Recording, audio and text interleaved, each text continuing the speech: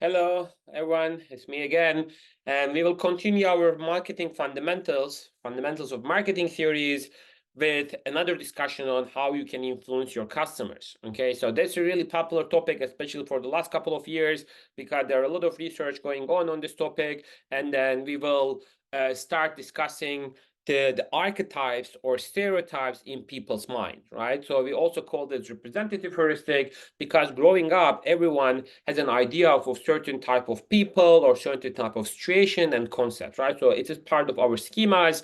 So remember, we discussed this, and I'm going to also show you talk about that schemas again in other videos.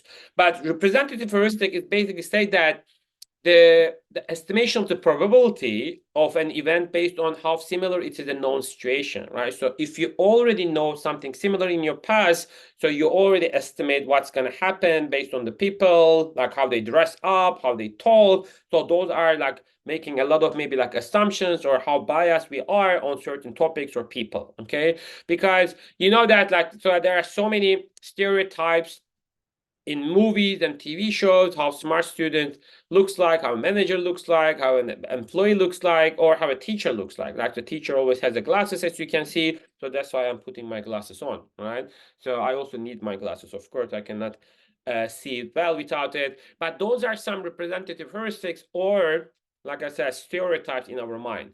So one like famous example, popular example regarding stereotypes is when people are shown this picture, right? So like provided some information about certain characters, like in this one. So Amy is 40 years old, and in the picture you also see that Amy has like three kids and also a pet.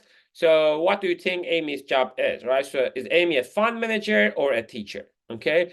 That normally there is nothing related to Amy's job here, but people making some assumptions, seeing that, oh, Amy has three kids and a pet, so Amy is probably a teacher, right? So that is type of like, stereotypes in our mind, and how you can use this type of thing as a marketing manager or marketing expert is critical, right? So one thing you need to understand, if you remember, I started my marketing fundamental series with this type of discussion in a video. One thing you need to know the characters in people's mind, right? When I show you this picture of Greta Thunberg, so I'm sure something already comes to your mind, right? So how he is really vigilant in like environmental issues, how he always warn people about like climate issues and everything.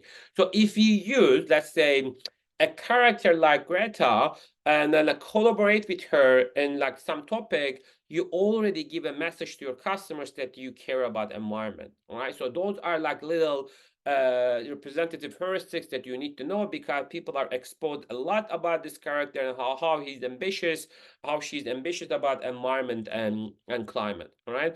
But we already talked about how Marlboro used Cowboys to change the image of a feminine positioning, right? So because they positioned the red Marlboro classic to the female customers when they first launched it, and they want to change it afterwards. And with the help of Leo Burnett, so they used the cowboy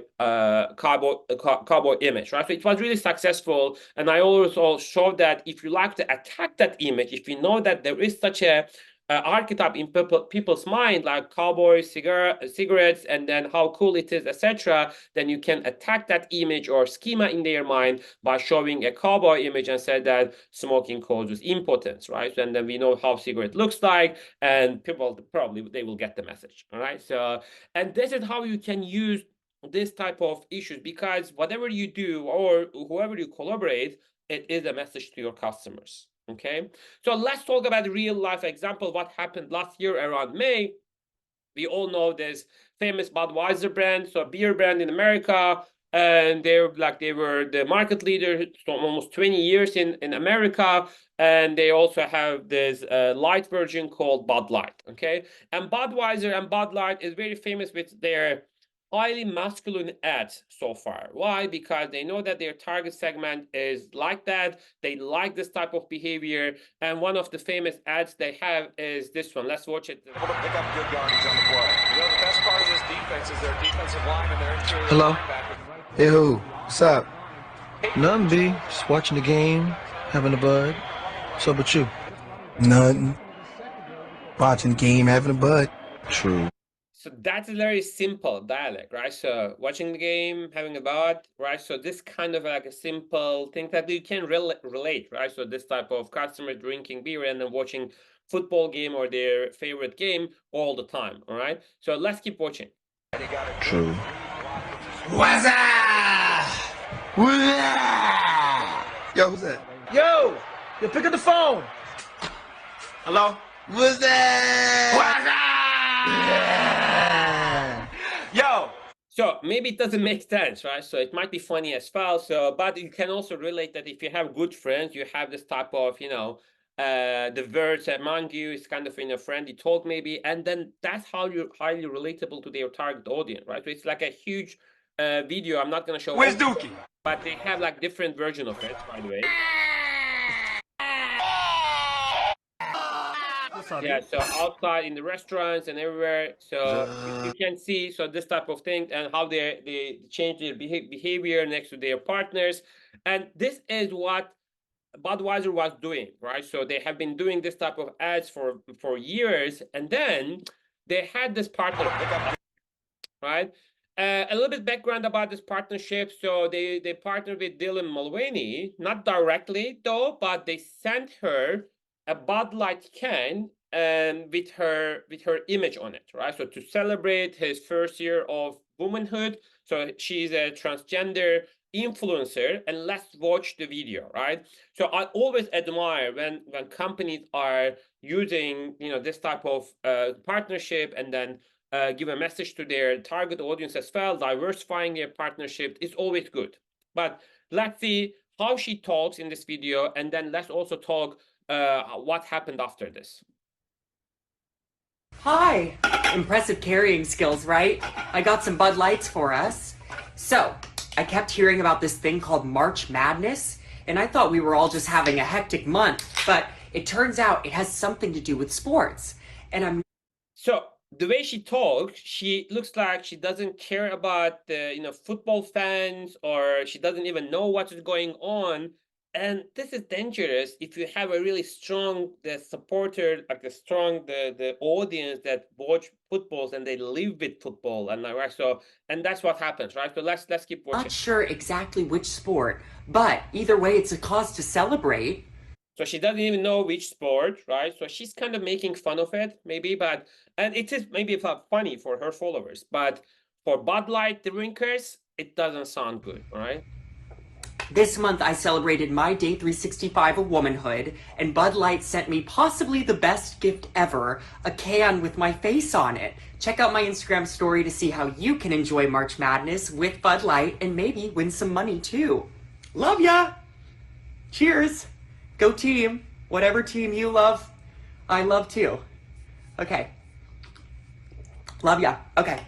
Yeah, so this is like a 45-second video, right? So, and she's like highly sympathetic in this video as well, but they think about like, again, stereotypes and archetypes. That's what we were talking. So what happened? Let's see how Budweiser customers reacted this video, right? So only 45 seconds, and let's see the impact. This one's for all the men out there who work all.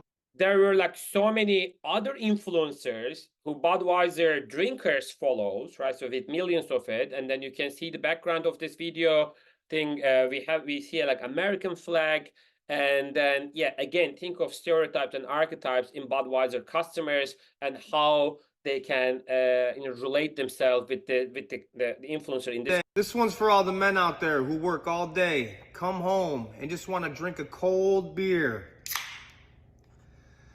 I haven't drank a beer in 5 years. I'll never drink Anheuser-Busch again in my life. So cheers to all the beers out there, but fuck Bud Light. So yeah, as you can see, that really drastic, the response or backlash from the Budweiser drinkers, and then you can see in another video how they are protesting it. All right, well look. Anheuser-Busch. Oh my god. Anheuser-Busch. Oh, that's Coors Light. Yeah, not Anheuser-Busch. And that. So all the Oh Anheuser-Busch, my which is God. the parent company of Bud Light, Yep.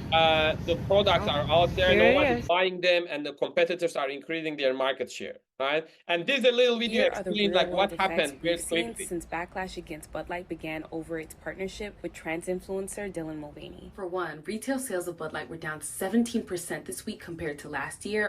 17% retail According sales to down. data from Bump Williams Consulting, Coors Light and Miller Lite both grew 17%. Their competitors increased their sales. Two, a pair of senior marketing executives were reportedly put on leave, including a VP who recently spoke about bringing more inclusivity to the brand. It's been in decline for a really long time. And if we do not attract young drinkers to come and drink this brand, there will be no future for Bud Light. So she didn't talk. So, like I said, it is always good practice on paper, right? So increasing inclusivity and everything, 100%, but you have to be careful about what your target audience thinks first, especially if you are a beer brand, and in that segment, it is always tricky, okay? About trans people specifically, Bud Light has said that it supported the LGBTQ plus community since the 1980s. 3, Anheuser-Busch's stock price is still around its peak from last year, suggesting that investors aren't put off by the controversy.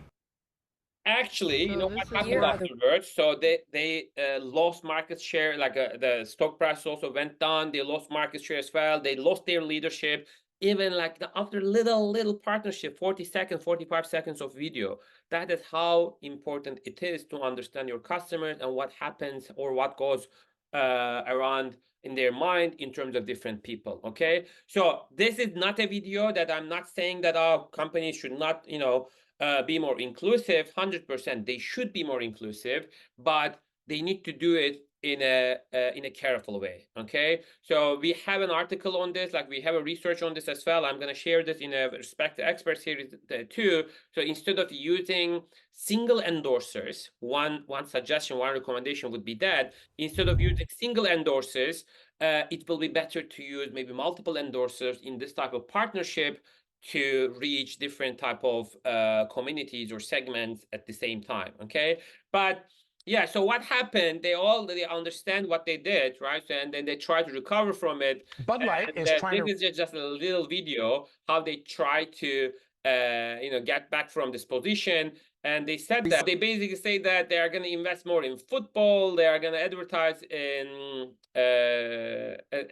football match, and also the double down on their spending to kind of gain their customers interest or customers love again. Okay, so that's by the company. We're going to go all in on trans rights. Wasn't that at all?